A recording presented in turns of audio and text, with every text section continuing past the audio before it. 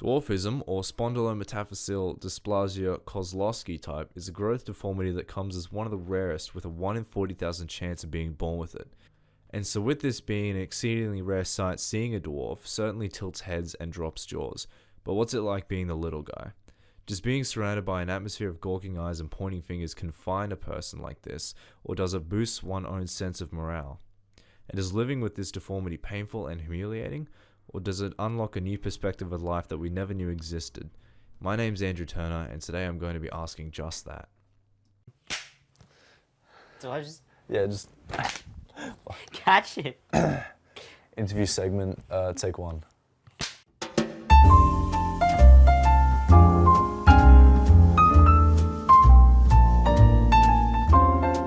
Thank you for coming in, John, on such short notice. So, tell me a bit about yourself. Like, what do you do? Where you living? I'm John Eves, 19, single. No. And I was studying at JMC, but had to defer a bit due to mental health. So, obviously, you're born with this deformity. What would you prefer it be called? A mole.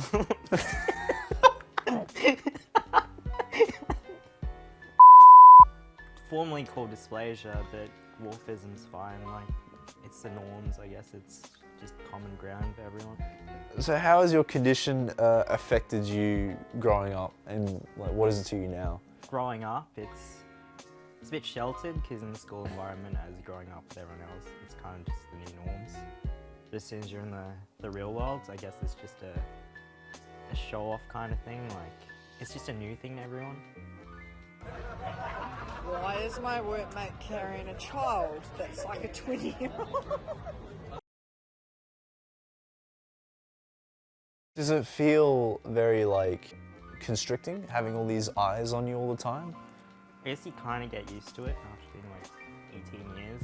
Yeah. I mean, if you still need to react to it all the time, I guess you really have a problem with you. And so you're saying before, growing up in a sort of a school environment, it became the norm sort of deal. Any sort of interesting experiences in a school environment? Actually, the sports carnival. I guess people accept that I can't really do anything. So I guess everyone kind of gets behind you when you're like, I really want to do that. Yeah. So a bunch of kids just rallied up, just carried me over to the high jump mats and just yeeted me. And threw you over the bar. Yep. Have you ever been told, like, to your face that you can't do something? There was this one experience with sprints. A teacher told me, just don't bother, like, it's too far, you're gonna get too tired. I was like, screw it, and ran anyway. And a coach kind of spotted me out and told me I could make Commonwealth if I actually started training, considering how fast I went. But I hate cardio. Same. Outside of sports and stuff, do you do any sort of exercise? Guess every day is kind of a exercise chore. I guess getting in the sink, it's kind of like I got to use my upper body weight, so I kind of had to adapt over the years. Just slowly increasing my upper body strength as I kind of grew. So, would you say that your mental health at all was impacted by your physical nature? Or your dwarfism, sorry?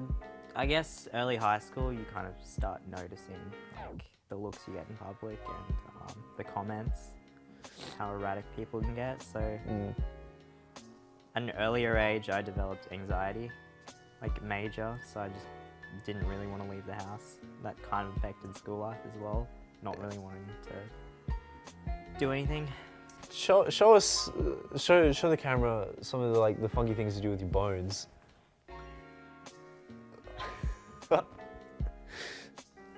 and the thing is, you can't lose an arm wrestle either, can you? We'll test that out. Okay, go.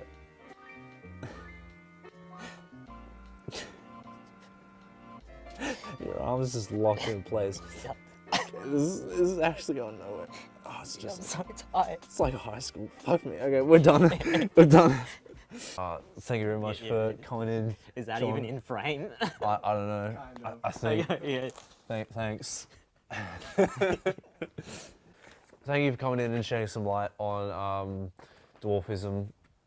For those who don't know about it, and hopefully you'll all get some more insight from this documentary.